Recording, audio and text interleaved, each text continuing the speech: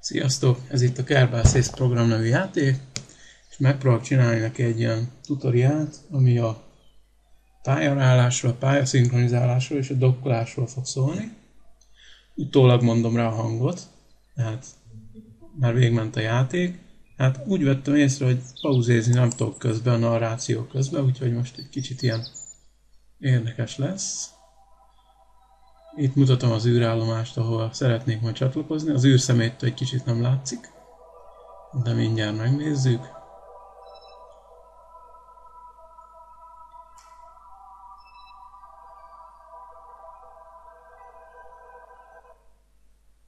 Kicsit szaggat a felvétel közben a játék, de hát ez van. Camtasia Studio-val veszem fel, ami azt jelenti, hogy nem full screenben van a játék maga. És kicsit több erőforrást igényel, mint a Fraps, viszont nem csinál ilyen eszméletlen nagy fájlokat, mint a Fraps, hanem sokkal normálisabbat. Ide szeretnék majd dokkolni erre az űrállomásra, mégpedig majd mindjárt mutatom, hogy hova. Elég nehéz űrállomás, tehát elég nehezen fér bele, és valahova oda szeretnék majd egy ilyen lakómodullal rádokkolni.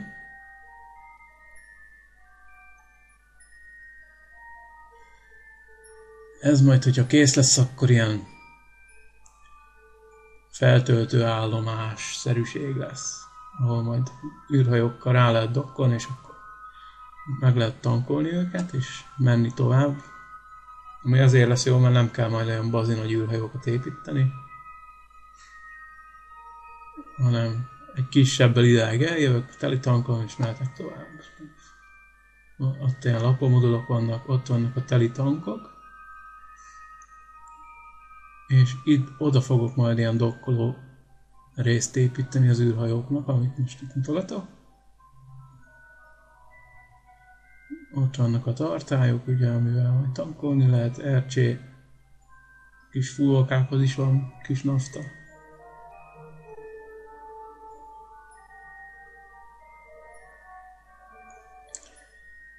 És ide szeretnék majd dokkolni, amit most majd el is kezdek.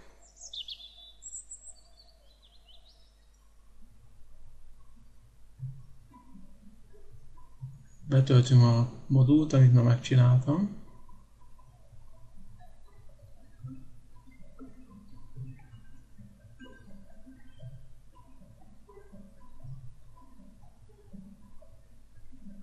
Így néz ki körülbelül, és ez a rész lesz itt.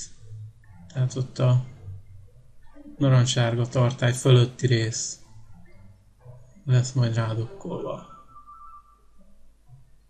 az állomásra.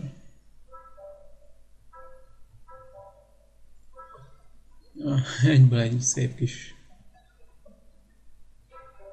robbanással fogunk indítani, úgyhogy mert elfelejtek majd, mint látjátok, elfelejtek olyan tartómodulokat rakni a hajóra, úgyhogy igen, ott mutatom a napkollektorokat, ami kell mindenképpen az űrhajóra, meg egy akkumulátor is, a sárt, az is ott van. Mert jártam már úgy, hogy dokkolás előtt fél perccel fogyott el az elektromos áram, és akkor minden leáll.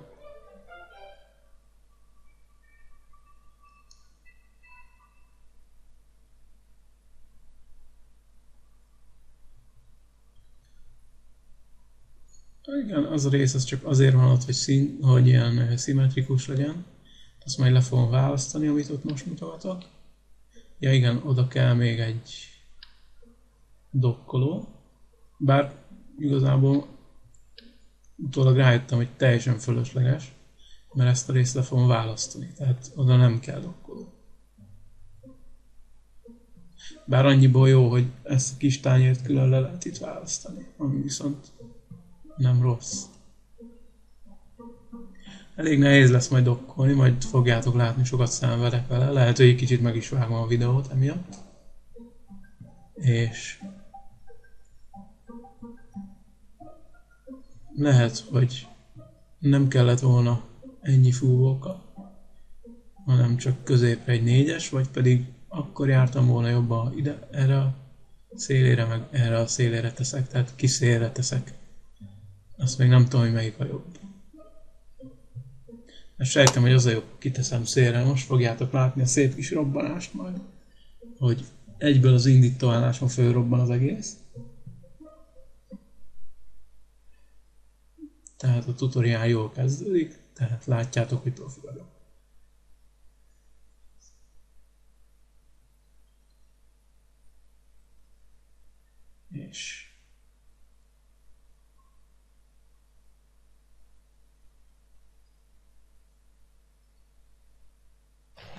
És bám! Na hát, jól kezdtem. Ezzel megalapoztam, hogy nagyon értek a játékhoz.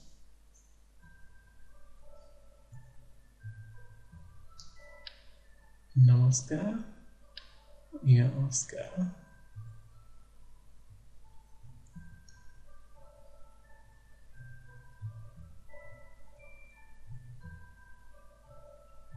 Úgy, ne.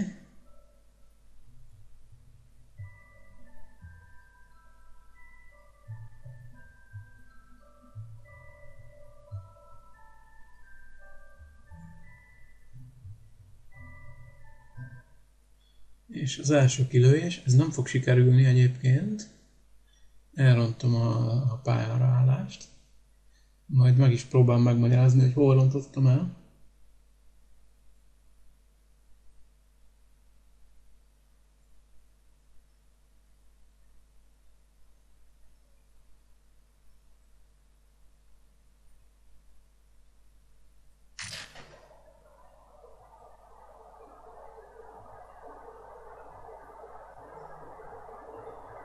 Elindítottuk a kis rakétát, most még semmi probléma nincsen.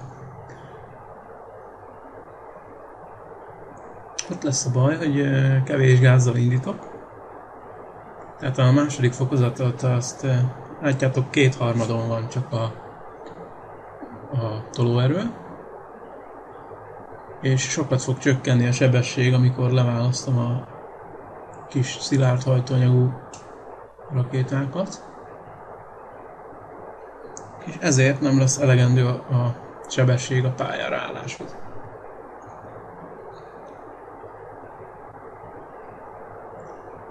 Illetve pályára fog állni, csak nagyon szar lesz a rádiusz.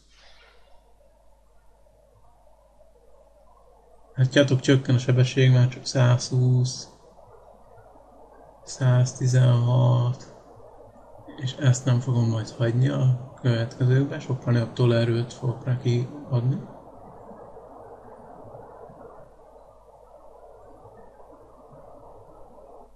Még ez nem derül ki, hogy rossz az egész.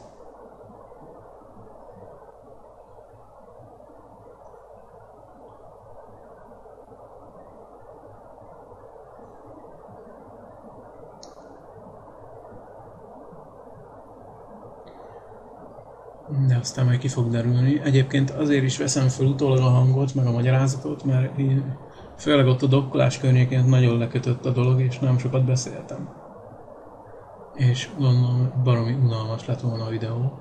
Lehet, hogy is az lesz, de talán legalább megpróbálok tenni ellen valamit. Itt már meg kellett volna kezdenem fordulni. Itt is ezt is elrontottam, tehát már elkezdtettem volna ráfordulni a pályára. Egy kicsit korábban.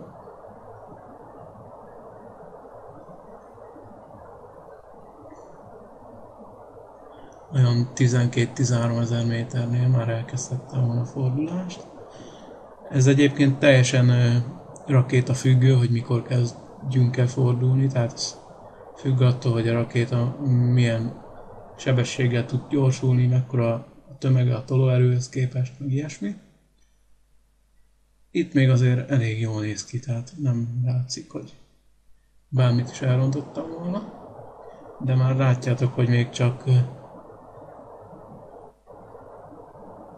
még nagyon alacsony a sebességem, és már alig van üzemanyag. Ez még most 500 méter per perc, és még alig van üzemanyag. már, úgyhogy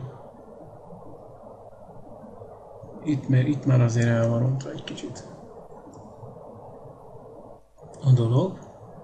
Itt már később fordulgatni, illetve nem az a baj, hanem hogy nem elég, tehát nem jó a pálya íve sem, és nincs elég messze az apoapszis sem.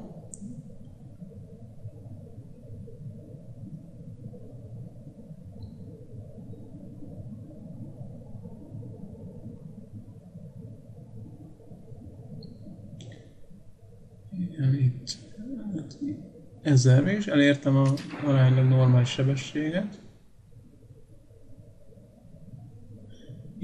Itt nagyon elmegy a rakéta, tehát előbb kellett volna elkezdeni korrigálni az izét, hogy eltér az óra a pályától, és itt nagyon sokáig nem adok gázt, most kezdek el gázt adni. És rengeteg sebességet veszítettem, és már csak 40 másodpercre vagyok a pálya csúcsától, az apoapszisztól, és nagyon kevés a sebességem, még most értem el az 1000 kilométert. És olyan 2200 körül van az, amikor pályára áll a cucc.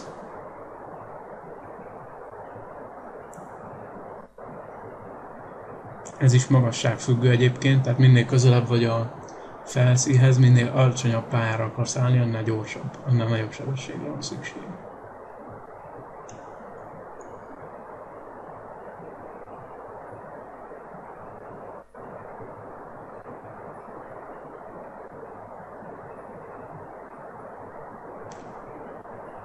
Aztán ez most itt el van rontva, hát még próbálkozok, de itt már sejtem, hogy mi van.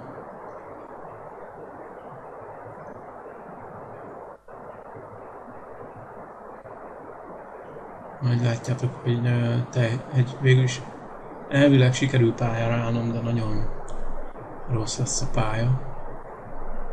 És inkább előről kezdem.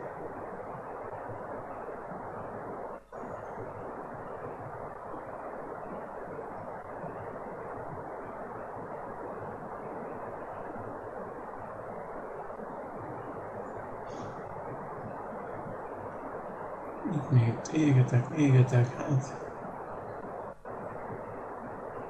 nagyon reménykedek benne, hogy sikerülni fog.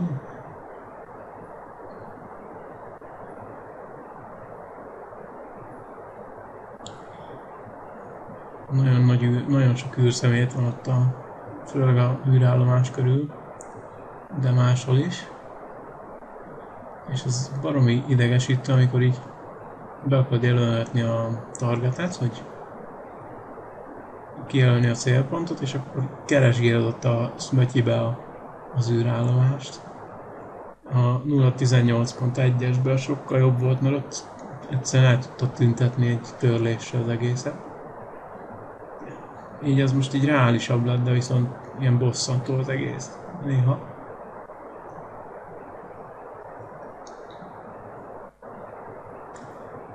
Hát itt már nem jó, ott lassan belép a légkörbe, és a pálya még sehol nincs. Igen, épp azt nézem, hogy 60.000, 69.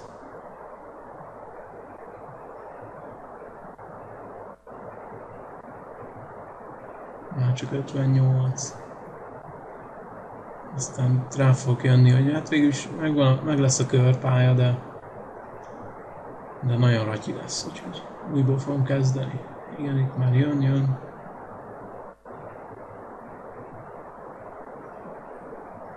És itt ugye annak a pontnak, ami ott fölbukkan, a periapszisnak, olyan magasságot kéne elérni, hogy a légkörben lassuljak annyira, hogy lezuhan. De hát itt azt nézem, hogy az a része már ott kint van a fenébe.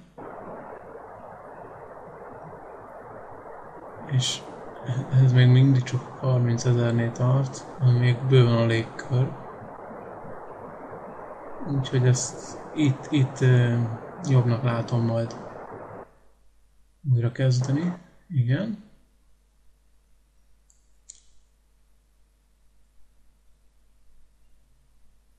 Nem változtatok semmit az űrhajón, mert nem a tolóerővel volt baj, és nem is a benzin mennyiséggel, hanem egy kicsit precízebben kell csinálni a dolgot.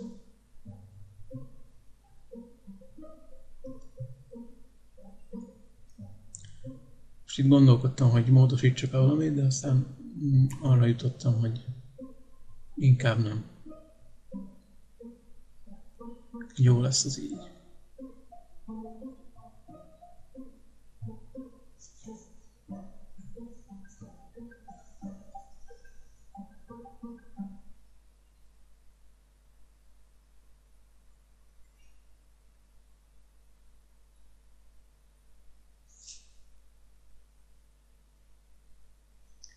És akkor indulunk újra. Nem ez lesz az utolsó felülés, ezt elárulom, majd látni fogjátok a blamát, amit elkövetek. Itt tökéletes lesz a pályára állás, más probléma lesz majd.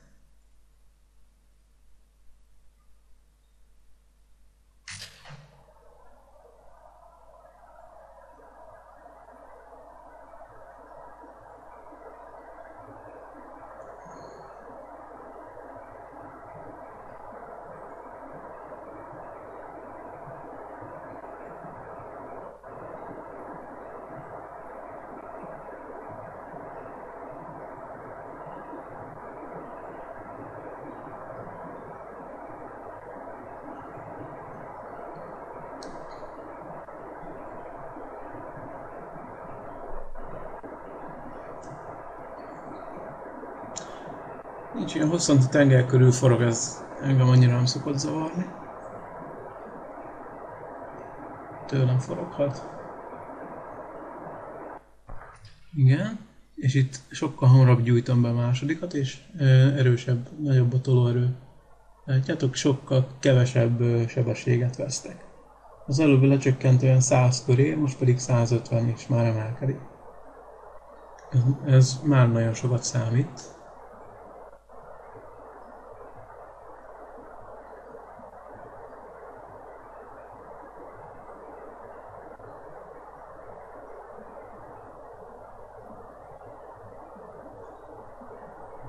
Sokkal előbb fogom megkezdeni szerintem a döntést a pálya felé. Hát lehet, hogy mégsem.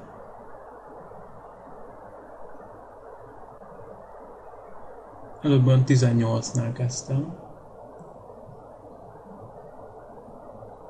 Hát lehet, hogy most is úgy fogom, de viszont igen, már visszavettem a tolóerőből, most már nincs rá akkora szükség, már gyorsul a nélkül is, és most, hát 19-nél kezdtem. Mégis az sem olyan vészes. Kicsit több üzemanyagom is maradt, mint amennyi az előbb volt.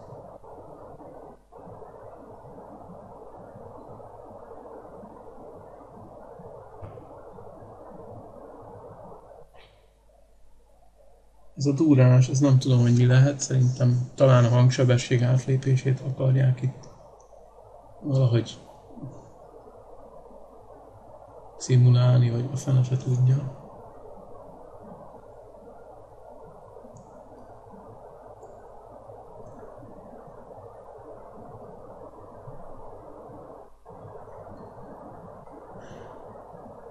Itt már azért 700 méter/perc a sebességünk, sokkal gyorsabban megyünk. És igen, egy kicsit távolabb vagyunk az apopszisztól is, tehát az sem olyan rossz.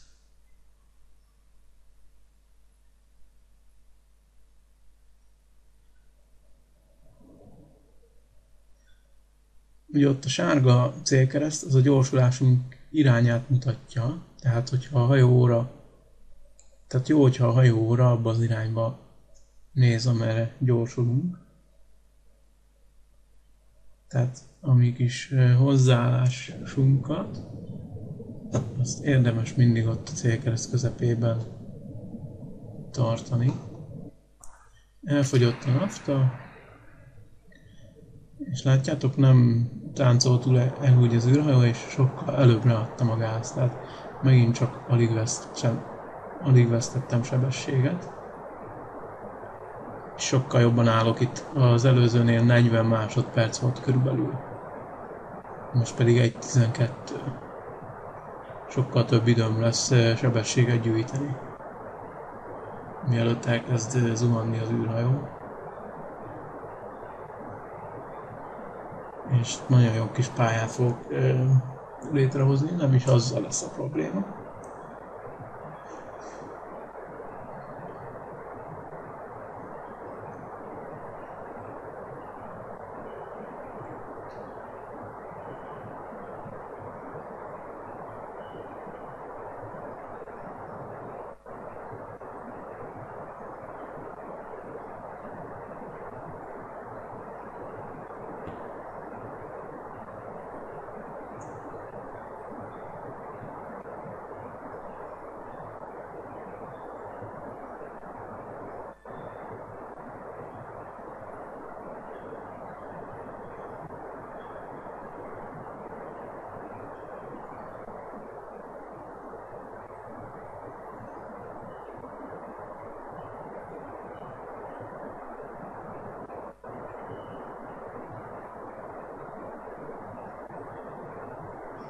Itt próbálom a Space Station-ömet, az űrállomásomat a Szeméthegyből kibányászva megjelölni célpontként, de nem sikerült, úgyhogy most hagyom, mert oda kell figyelni az űrhajóra is. Aztán meg visszatérek rá.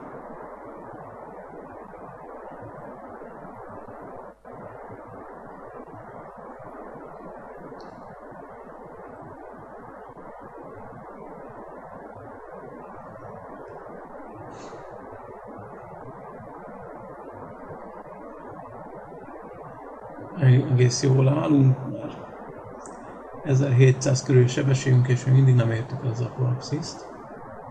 Olyan 2002-ig, ha felgyorsulunk, akkor tökéletes. Kicsit át fogok esni, de az szinte semmi.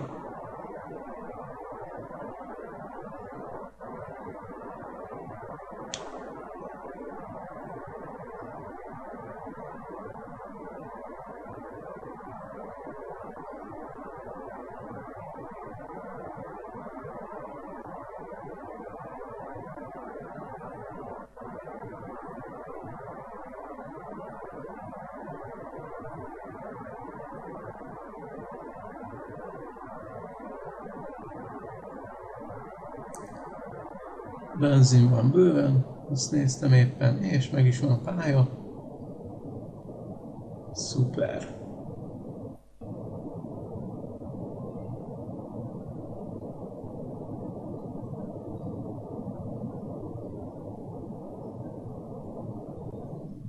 Jó, akkor kész vagyunk a pályárással, és most jön a pálya szinkronizálás rész majd. Először meg kell ülni targetként az űrállomást.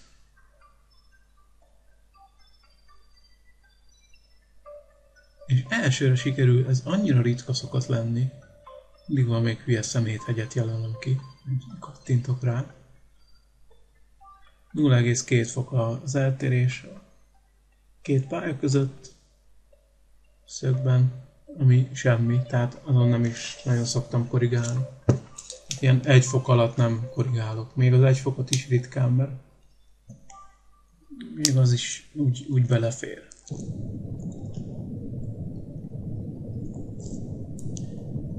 Most ugye emelünk a pályán. 200 000 méteren van az űrállomás. Most a periapsziszt, ezt odáig fölvisszük.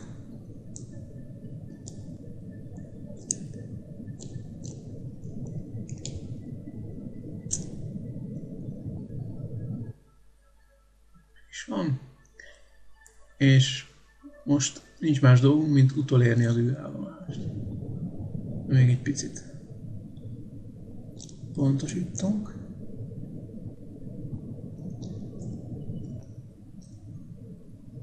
Ugye miért fogjuk utolérni? Azért fogjuk utolérni, mert az ő pályája, az ő körpályának a kerülete az nagyobb, mint a miénké. Ugye mi egy kisebb körön keringünk. Tehát egy kör alatt mi sokkal rövidebb utat teszünk meg. Így szép lassan utolérjük.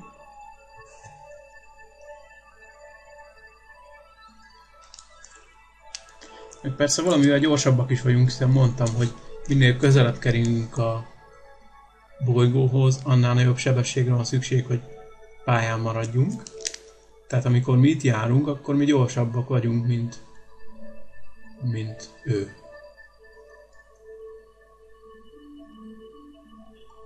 Hát egy kicsit szaggat a videó, de hát a felvétel meg a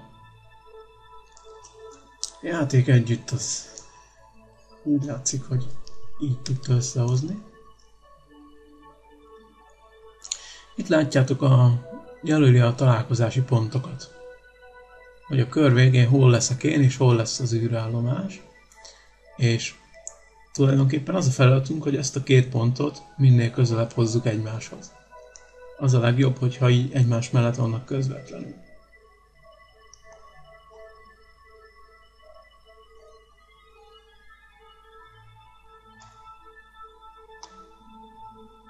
Ez az űrállomás, ez egy fix dolog, ezen nem tudunk módosítani, és ezek vagyunk mi. Ezek. Tehát az űrállomás az, most egérrel mutogatok, de rájöttem, hogy azt a videóban nem fogjátok látni, mert ez utólagos felvétel. Tehát az űrállomás az, amelyiknek hogy a Föld vagy a bolygó felé megy a szaggatott vonal, az lesz az űrállomás helye a kör végén. A miénk pedig a kis rózsaszín jel a szaggatott vonal nélkül.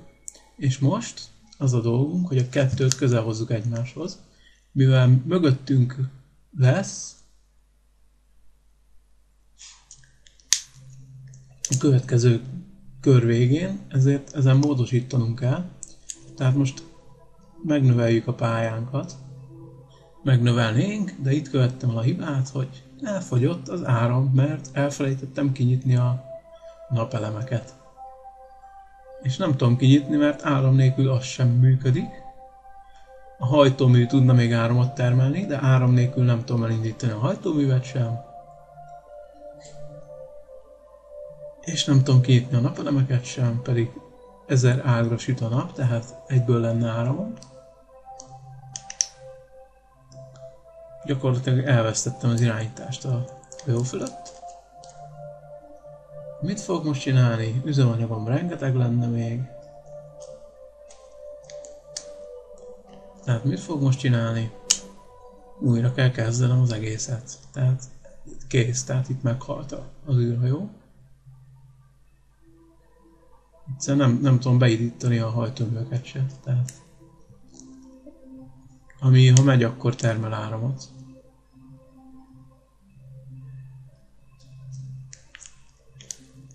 Tehát a pályaszinkronizálásnak a befejező részét, azt majd a következő fellövésnél fogjuk megnézni. Remélem, hogy még nem untáltunk magadat halálra, a harmadik felvonás következik.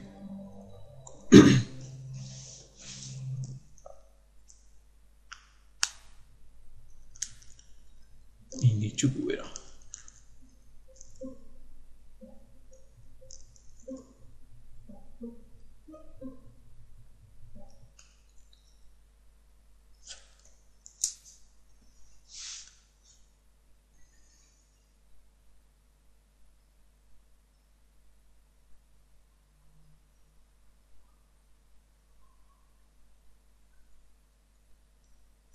Akkor indulunk, harmadik fellövés, harmadik kísérlet.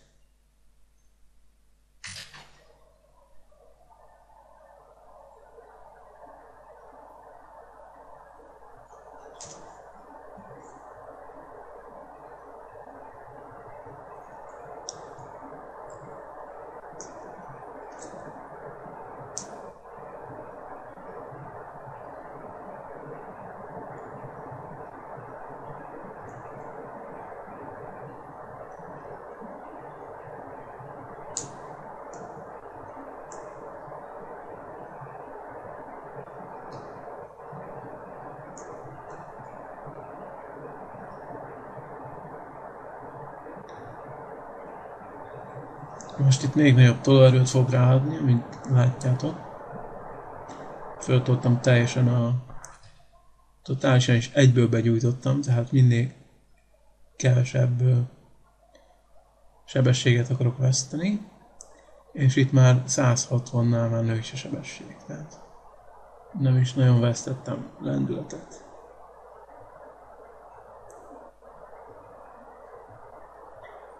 Aztán utána vissza lehet venni, hogyha már gyorsul. Igazából ott fönt látjátok a légköri jelölésnél, a világos kék az nagyon sűrű légkör, aztán a sötétebbik kék az ritkább légkör, ott már jobban gyorsul, és kevesebb tolóerőre van szükség. És ott a sötét-kék rész, az már egy ilyen nagyon ritka légkör, a fekete pedig már a vákuum. Ezt ott látjátok ugye, ahol a magasságot, az alatt, és ott a kis nyíl, hogy hol tartunk éppen.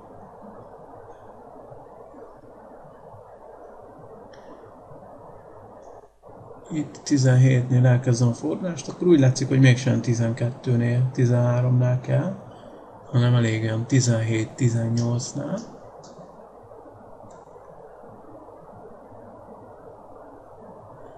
Nagyon jól állok sebességgel egyelőre. Szerintem ez jobban sikerül ez a pályára állás, mint az előző.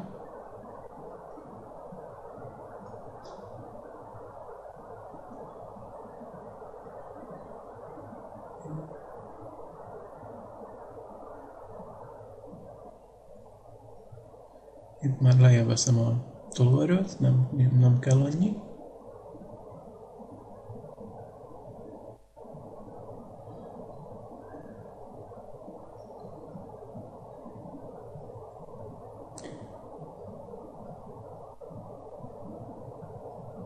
Beállunk a gyorsulás irányába. És egész jó kis ív jött létre. Szuper.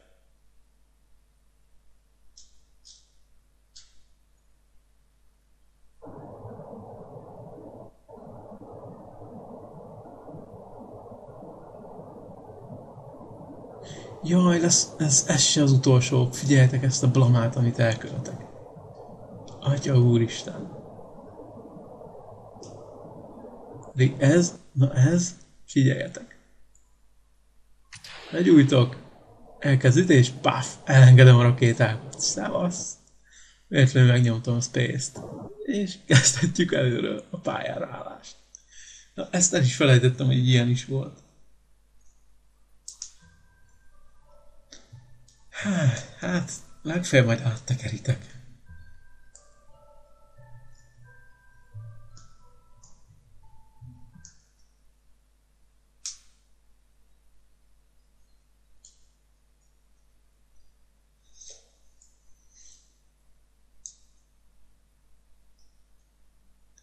Na, akkor negyedik.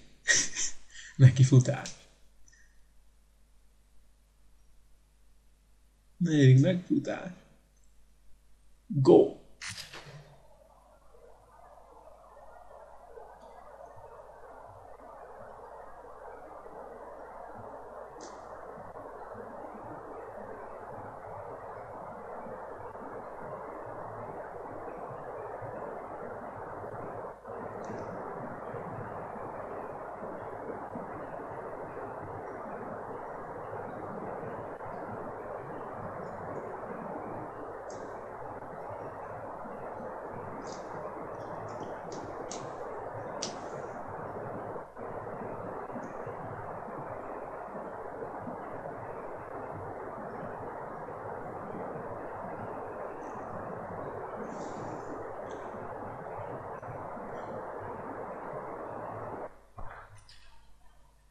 És begyújtunk, és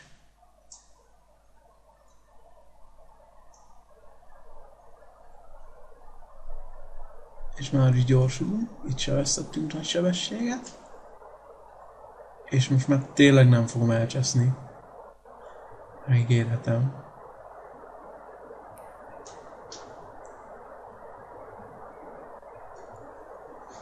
Hát ezzel, amit most fölöttem, ezzel fogok. Tehát ezzel sikerül dokkolni.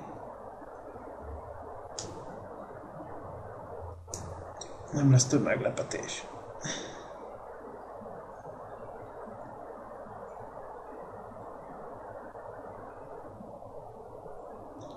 Itt már lejjebb veszem a sebességet, nagyon jól állunk. 16-nál elkezdem dönteni. Nem rossz az sem.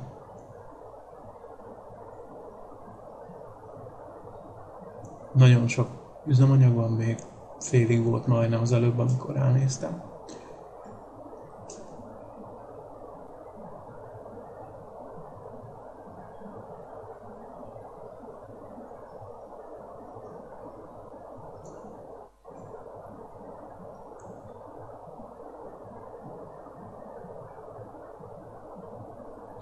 Kicsit szakadt a játék, de hát sajnos a felvétel miatt ez van. Egyébként a játék annyira nem szaggatott, a felvételen nem tudom, tehát a felvétel szaggat valahogy jobban. Most, hogy visszanézem. Tehát a játékban annyira nem vettem észre a szaggatást, mint ahogy a felvételen szaggat.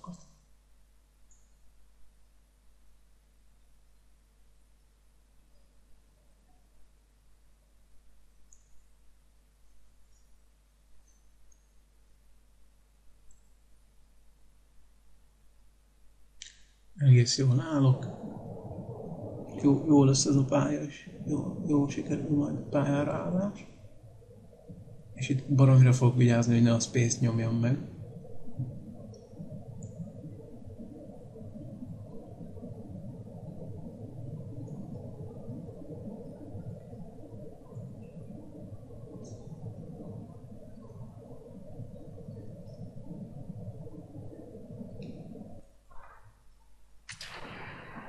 Jó. Korrigáljuk egy picit a helyzetünket, és egyből gázt adunk.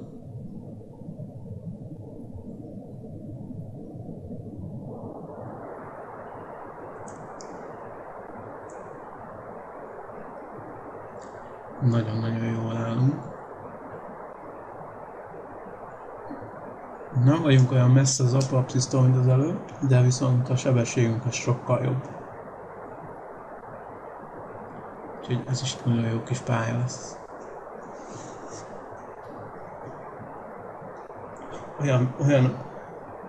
Olyan az izé, mint egy ilyen mosolygó fej lenne ott a fehér kör, meg a kék száj. A kék lenne a száj, a fehér meg a kör. Ezt most szúrtam ki.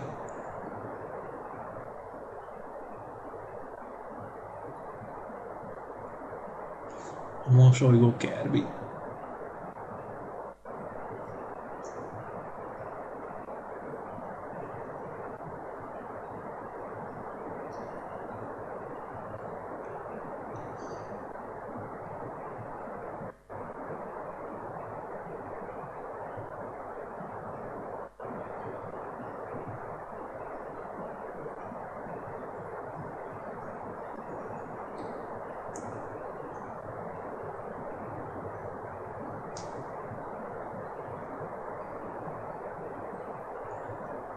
Lehet, hogy ezt a kis tányért a végéről már le lehetne választani, de úgy gondoltam, hogy ez egy ilyen plusz merevséget, stabilitást ad a hajónak. Úgyhogy nem választottam le egyből, hanem csak a dokkolás előtt.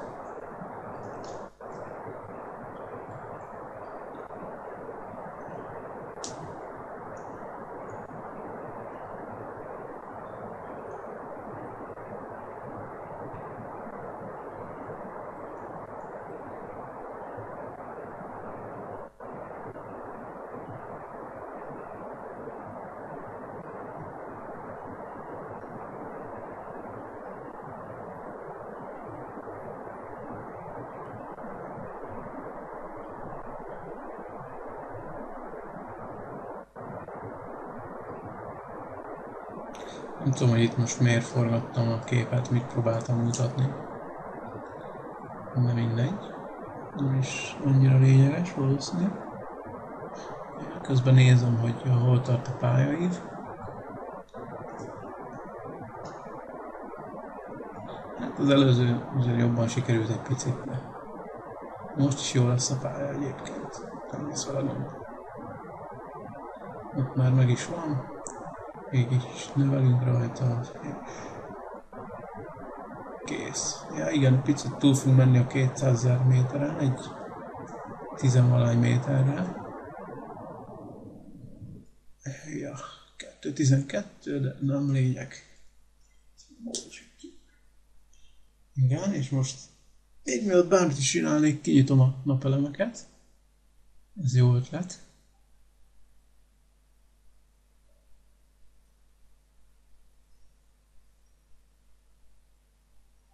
Oké, az megvan.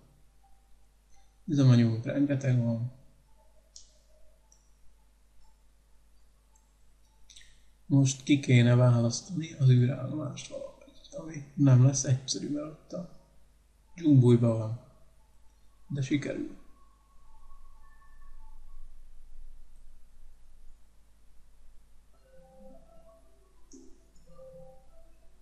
Jó.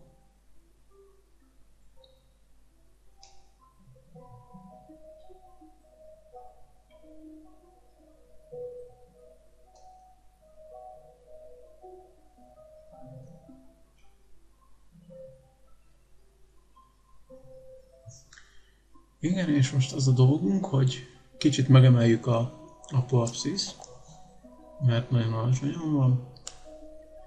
Beállunk a periapszis közelébe, és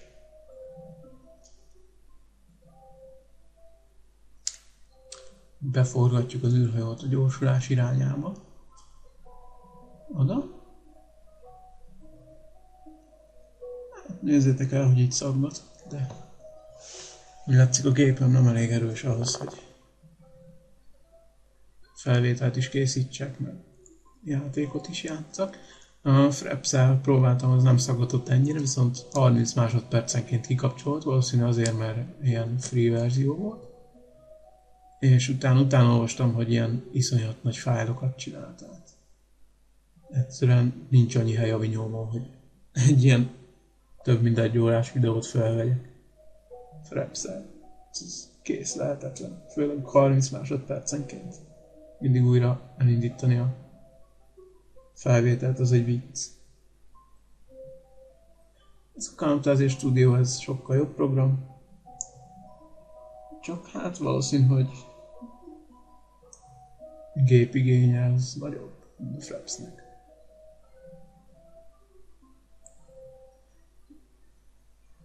Viszont ez a videó az lesz kb. Olyan 300 mega, ha kész lesz.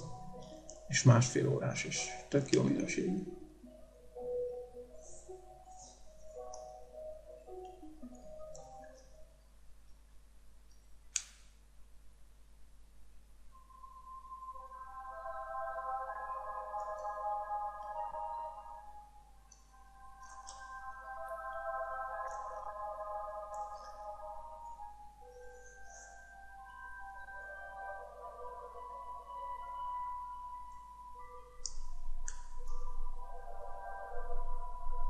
Ja igen, most ugye pontosítom a pályát, azt a 2.12-t, 212 ezeret, azt leviszem 200-ra, 200 köré. Kicsit nehéz ott beállni, hát igen, valószínűleg a fúvókákat nem túl jól lőttem be. Dokkolni is bazi nehéz lesz majd. Nagyon meg fog szenvedni vele.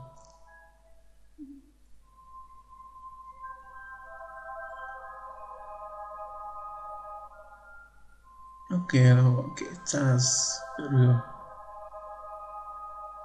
És most már csak az a dolgunk, hogy utolérjük az állomást.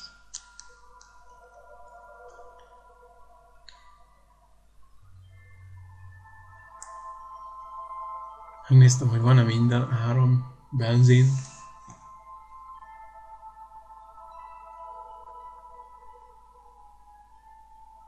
Mindig, amikor áthaladunk a saját pontunkon, akkor módosul, hogy a következő körben hol lesz az állomás helyzete és a mi helyzetünk. És tulajdonképpen az a lényeg, hogy ezt a két pontot azt összehozzuk egy helyre. Ezt a két rózsaszín pontot.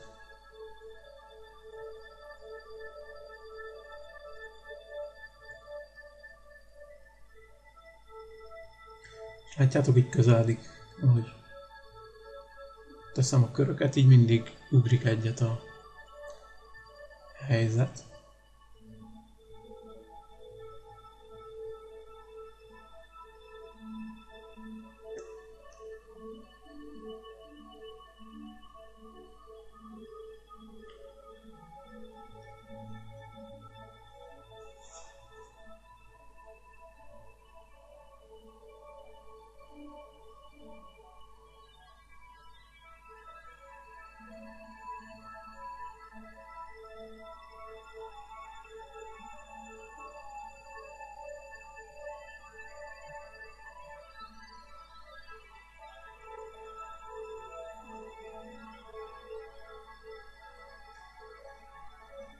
Hát ez egy kicsit uncsít várni, hogy közeledjenek egymáshoz a pontok, meg ilyenek, de hát ez van.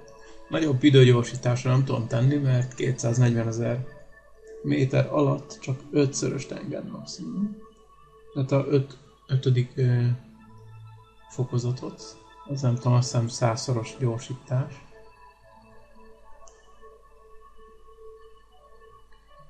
Úgyhogy most ez ilyen kis nézegetjük a kört. Hát gondoljátok, tekerjétek át.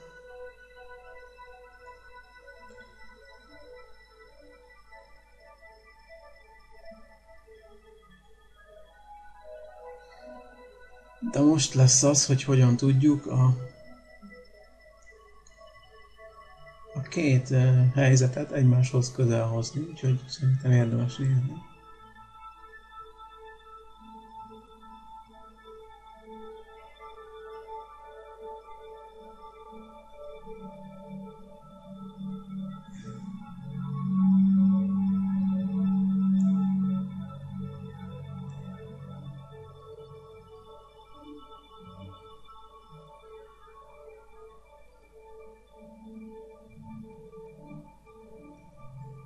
Még egy kört megyek. Vagy nem. De még egy kört kell menni. Szerintem. Igen.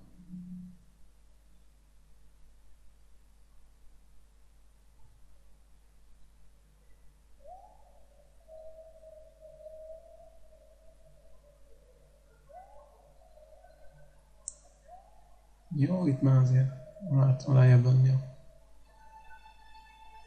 gyorsítást. És itt már mögöttem lesz a következő körben, hogyha nem korrigálom a pályát. És most azt úgy korrigáljuk, hogy ugye meg kell növelni a mi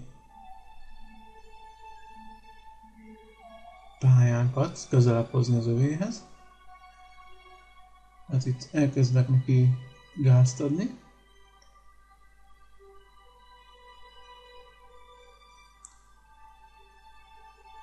És látjátok, hogy közeledik egymáshoz a két pont. És addig adom a gázt, amíg az ilyen nagyon közel nem kerül egymáshoz. Ott már jó is lesz valószínű. Hát 8 kilométer, az nem tökéletes egyébként. Tehát én már csináltam olyat is, hogy 100 méter volt. 4,6, jó, az nem olyan rossz. Hogyha ott a periapszisnál kezdtem volna korrigálni, akkor pontosabb lenne egyébként. Akkor valószínű, hogy ilyen 1 kilométer alá be tudtam volna hozni. De ez így is tökéletes.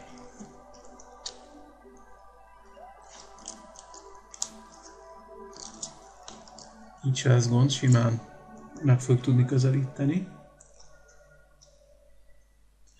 Még egyelőre az orbithoz méri a sebességünket, majd hogyha közel érnek egymáshoz, akkor átvált ilyen target módban, most át is váltott. És itt most az a dolgunk, hogy most nekünk a viszonylagos sebességünket mutatja, tehát az űrállomáshoz képest mi a sebességünk.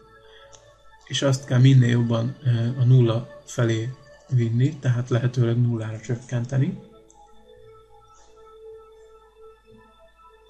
Amit most meg is teszek. Hát beállítjuk a pozícióba a hajót.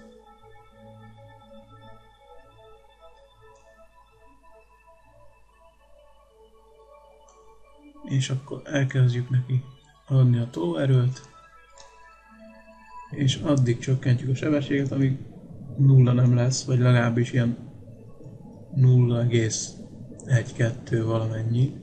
Hát nullát azt ritkán sikerül elérni, mert majd látjátok, elkezd mászni ez a kis hülye kör, és akkor majd folyamatosan korrigálni kell, és minél kisebb a sebesség, annál jobban elmászik egy kis tolóerő hatására is.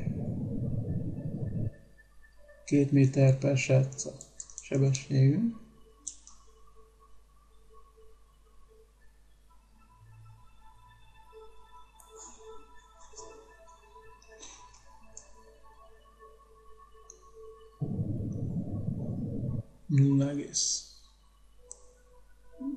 Ennyi.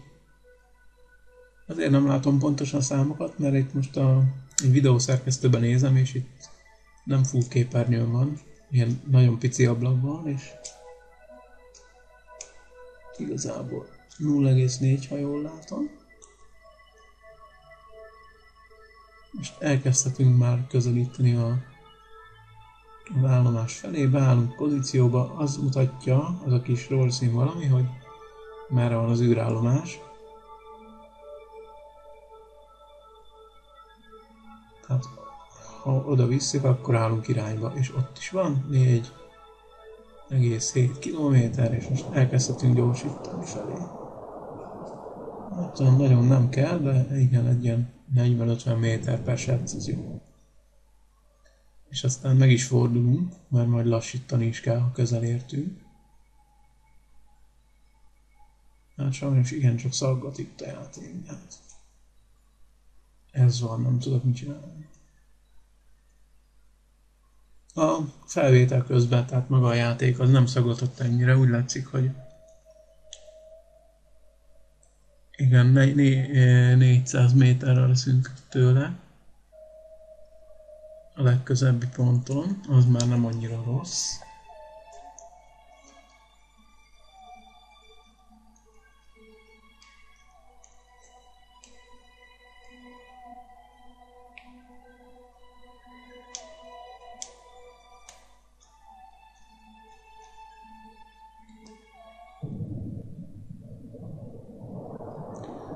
Elkezd kicsit csökkentnünk a sebességen, ahogy közeledik. Ne az utolsó pillanatban fékezzünk, mint a barom, hanem úgy szépen.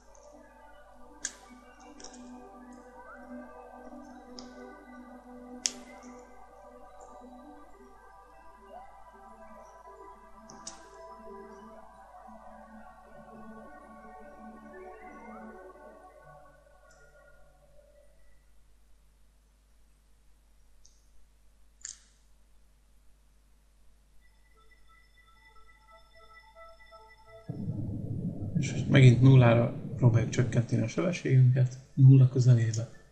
És utána újra ráfordulunk a célra, és közelebb megyünk. Körülbelül ez a játék. Akkor kivágjuk egy kicsit.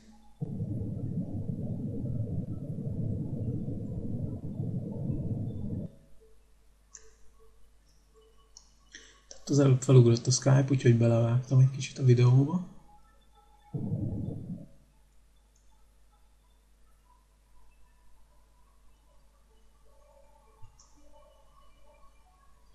És megint ráközelítünk.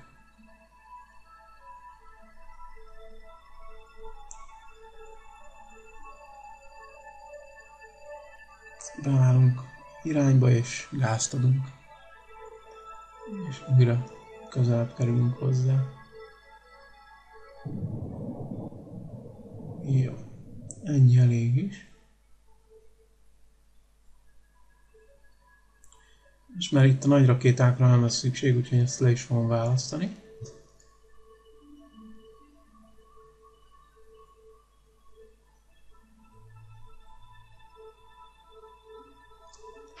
Igen, leválasztottuk.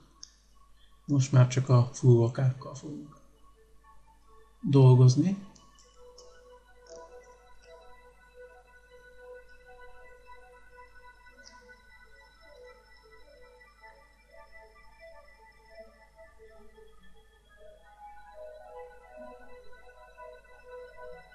Ez a sok űrszemét, az tulajdonképpen ilyen kis rakétadarabokból tevődik össze. Hát ez az űrállomás, az nem is tudom hány nem tudok beszélni. Modulból áll. És ugye mindegyiket így hoztam föl, és rengeteg űrszemét így köré gyűlt már sajnos.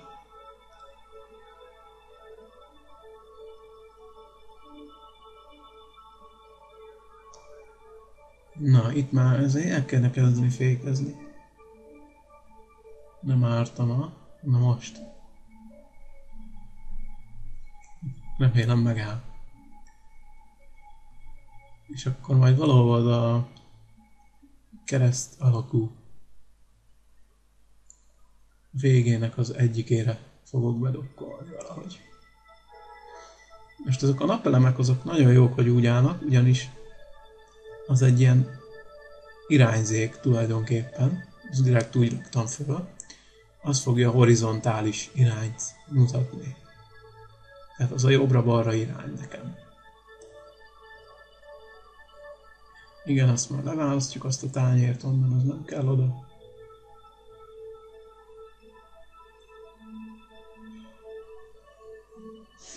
És itt most el fogok szarakodni egy jó darabig. Úgyhogy valószínű, hogy ezt meg fogom vágni. És akkor majd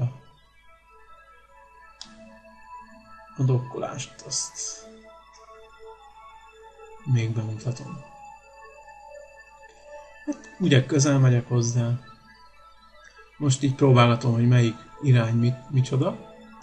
És most rájövök, hogy a jobbra-balra irány az a napelemnek a vonalában van. Tehát az tekinthető tulajdonképpen a vízszintesnek, a napelemeknek a vonala.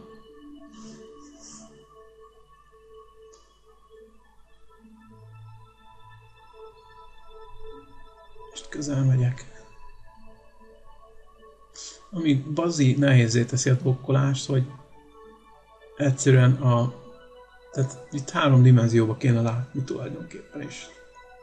Ez nem igazán úgy van, tehát vagy kéne valami dokkolási kamera nézet, vagy én nem tudom, de ez így bazi nehéz. Igen, az lenne jó, lenne valami fix kamera. Ott ki lehetne így jelölni, hogy rátenni, vagy én nem tudom. És akkor úgy könnyebb lenne dokkolni sokkal mindig, mert ez hihetetlen nehéz volt. Egyébként ezekkel a narancssárga tartályokkal sokkal könnyebb volt, mert ott valahogy jól osztottam el, tehát itt majd látni fogjátok, hogy itt a fúvókák nagyon rángatják az egész cuccot, és ilyen nem stabil az egész. És úgy nagyon nehéz dokkolni, tehát úgy kell összerakni mindig az elemeket, hogy viszonylag stabilak legyenek. Talán ez a 8 fúvóka, ez sok is volt erre. Látjátok, nagyon rángatja, egybe így beleng, amikor próbálok mozgatni, korrigálni. A sarsmodul nagyon belengeti. Hogyha a rotációt akarom megállítani, akkor így elkezdi lengetni az egészet.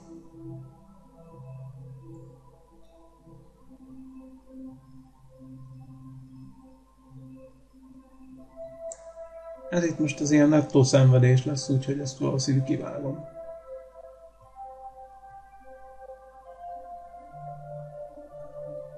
És akkor majd bevágom a végét.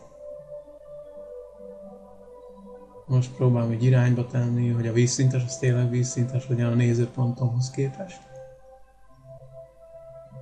Meg a jobb oldal az jobb oldal, a bal oldal az bal oldal, de hát majd látjátok, úgy össze fog keveredni, illetve nem fogjátok látni, mert nem, tehát tényleg ki fogom vágni még 20 percig killódok itt ezzel, mire sikerül, és nem akarlak mutatni vele benneteket, mert tulajdonképpen a lényeget már láttátok, tehát hogy hogyan kell pályára állni, hogyan kell összehangolni a pályákat, hogyan kell megközelíteni egy objektumot, amit szeretnénk. A dokkolás az meg már csak ilyen macera, meg ilyen kis hülye szőszmöszmeló. Hát ugye az a lényeg, hogy tulajdonképpen egy vonalban legyenek a dolgok, csak baromi nehéz ezt megcsinálni, mert nem látni jól. Tehát itt ugye 3D perspektívában kéne látni, és nem jön ki jól a játékban. Tehát valami olyan kameranézet kéne, ami ezt megkönnyíti szerintem. Lehet, hogy van benne, de nem is próbáltam eddig. Aztán van ilyen orbitális nézet, orbit nézet, nem tudom én még akciókamera talán, ilyenek, de szerintem egyik se az igazi a dokkoláshoz. Még az is lehet, hogy majd nézek valami módot, amiben van ilyen kamera. Több kamera. Mert ez tényleg nehéz így.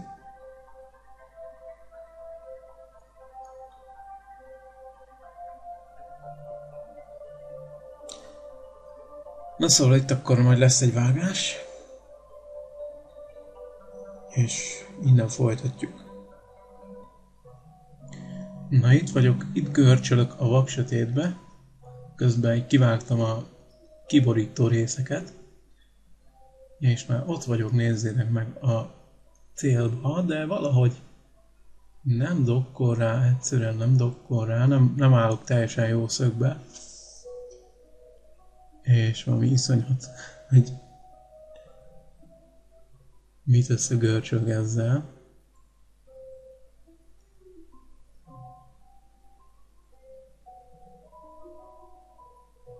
Még mindig nem jó, és tolom el az űrállomást, és attól félek, hogy egyszerűen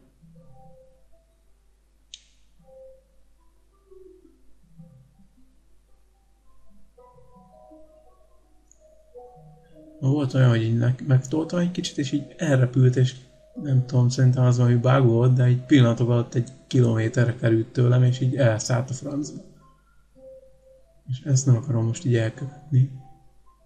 Ezért baromi óvatos vagyok, és most már kicsit talán mintha jobb lenne, de még mindig nem. És így már teljesen fogalmam sincs, hogy melyik gomb, melyik irányba fogja vinni. Tehát itt már teljesen azt sem tudom, milyen irányba áll a hajó, melyik a fönt, melyik a lent, melyik a jobbra, melyik a balra. A napelemek miatt tudom, hogy a jobbra meg a balra az melyik irány, de nem tudom, hogy a jobb gomb a jobb oldalra visz, vagy a bal oldalra, tehát nincsenek megserélődve esetleg. És itt még mindig nem akar, hát hihetetlen, tehát egyszerűen kész.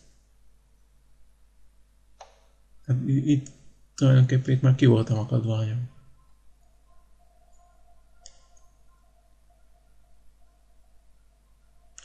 Megpróbáltam itt visszatolatni, hogy nehogy valami hülyeséget csináljak. Próbálom, és most talán jó lesz. És egyszer csak sikerül, oda nézzetek, egyből bekapcsolt összes fúvókat, és gyorsan kinyomtam a francba.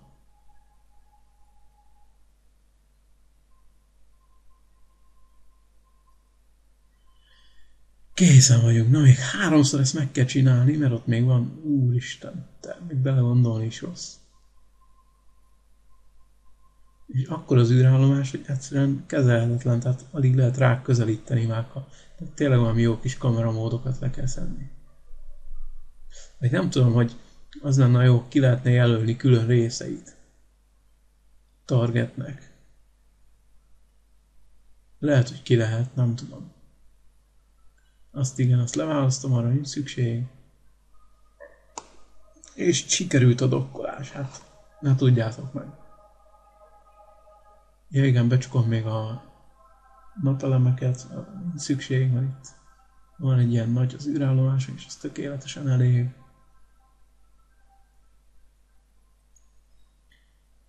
Ezek ilyen vésztartaléknak jók lesznek.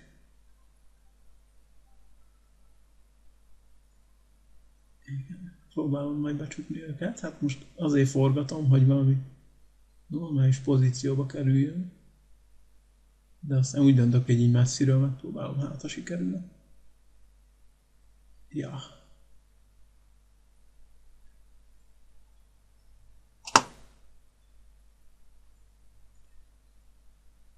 Hát ennyi a dokkolás, meg a dolgok. Hát még itt meg akarom majd mutatni nektek a kis személyes Voyager-emet, ami elhagyta a naprendszert. Egy jó hajtóműves cucc.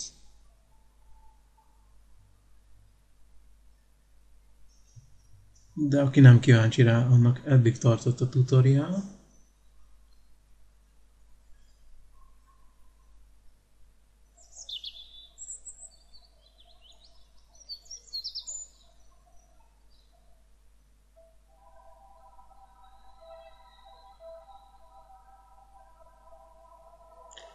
Igen, itt lesz Explorer 2. Így néz ki. Ugye a nagy napkollektor azért kell, mert ez az ionhajtómű, ez bazira eszi az áramot. És egy ilyen kis ionhajtómű két olyan bazi nagy napkollektort igényel. És még úgysem működik teljesen folyamatosan. Pedig két 500-as aksi, meg két 250-es, tehát 1500-as aksi van rajta összesen, ha jól tudom. És itt mutatom, hogy ugye ezek itt a sorba a xenon tartályok, amik ott vannak, összesen 31 darab, egy van a hajtómű mögött, meg 3x10 ott a két kis elem között, ilyen háromszög elem között, és hát most így állok. 8000 méter/sec volt a sebesség, amikor leválasztottam az utolsó hajtóművet, és bekapcsoltam az ionhajtóművet, és most 20 000 fölött van, tehát azért gyorsul tőle, csak hát lassan. Úgyhogy nem olyan rossz ez. Kíváncsiak, meddig jut majd. Illetve hát, hogy meddig van megcsinálva a játékban a naprendszeren túli univerzum.